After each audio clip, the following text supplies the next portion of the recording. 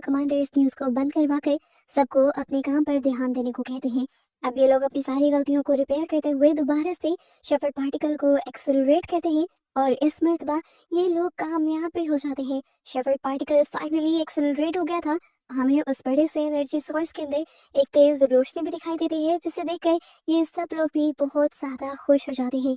इन्हें लग रहा था कि ये लोग कामयाब हो गए, लेकिन ठीक इसी वक्त इनकी कामयाबी इन्हीं के मुंह के बल गिर जाती है। शेफर्ड पार्टिकल की एनर्जी के ओवरलोड होने की वजह से यहाँ सारी मशीनरी तबाह हो जाती है। स्पेस स्टेशन का इंटीरियर भी टूट जाता है और यहाँ तक कि स्पेस स्टेशन के एक हिस्से में बुरी तरह आग भी लग जाती है। ये लोग आग को बुझाने की कोशिश कर ही रहे होते हैं कि अचानक इन्हें एक और धमाका महसूस होता है। स्पेस स्टेशन के बाहर हम एक अजीब सी एनर्जी को देख पाते हैं और कुछ देर के लिए स्पेस स्टेशन की ग्रेविटी 0 हो जाती है।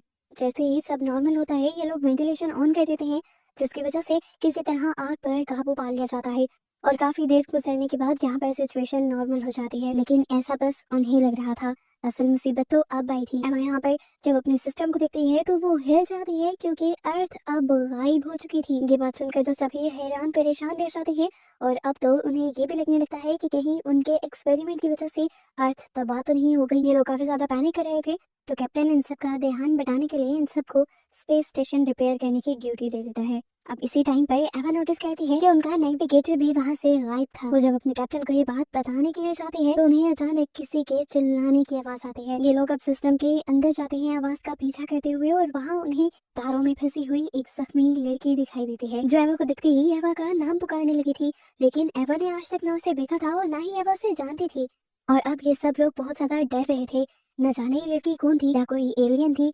खैर, ज्यादा सोचने से पहले कैप्टन उस लड़की को वहाँ से निकालने का ऑर्डर देते हैं। और इस लड़की को यहाँ से निकालने के बाद इसका इलाज शुरू कर दिया जाता है और सीन कट होकर हमें अर्थ का सीन दिखाया जाता है। अब वेस्पिन वहाँ होने वाले एक जोरदार धमाके से जागा था। उसने जब खिड़की से बाहर देखा तो हर तरफ तबाही ही तबाही थी। छोटे छोटे ब्लास्ट हो रहे थे और जगह जगह आग लग रही थी। अर्थ पे ऐसा क्या हुआ था अभी नहीं बताया जाता और सीन्स दोबारा स्पेस स्टेशन पर आ जाते हैं। स्पेस स्टेशन पर भी अजीबोगरीब चीजें होने लगी थी। हर चीज खुद ब खुद मूव होने लगी थी, कुछ चीजें वहां से गायब हो गई थी। यहाँ तक कि एक लड़की की बॉडी के साथ तो इतना अजीब होता है कि उसकी एक आंख ही मुड़कर पीछे चली जाती है। फिर उसके दिमाग में अजीबोगरीब ख्यालात आने लगते हैं और वो 3D प्रिंटर पर जाकर एक गन प्रिंट करते हुए यहाँ अपने साथी को मारने के लिए आ जाता है। इससे पहले कि वो अपने साथी को मार पाता, उसके मुंह से झाग निकलते हैं और वो वहीं गिरकर बेहोश हो जाता है। ये लोग उसे चेक करने के लिए बेड पर लिटाते हैं और एक डॉक्टर जब उसे चेक कर रहा होता है तो अचानक उसके मुंह के अंदर से वर्म्स की बारिश होने लगती है। उसकी इंटरनल बॉडी फट जाती है, उसकी आंखें बाहर आ जाती हैं और इस टाइम